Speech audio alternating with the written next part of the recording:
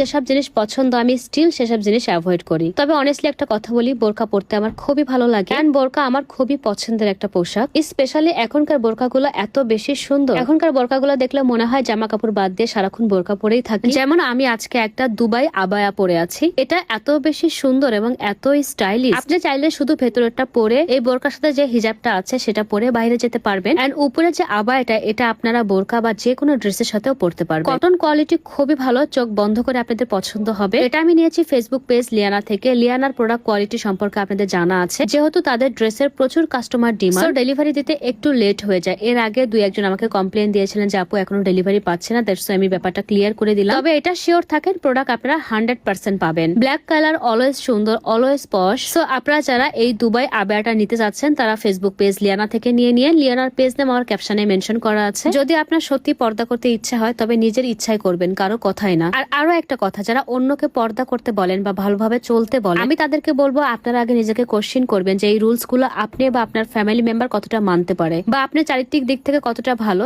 দেন মানুষকে উপদেশ দিবেন। Bye bye and take care.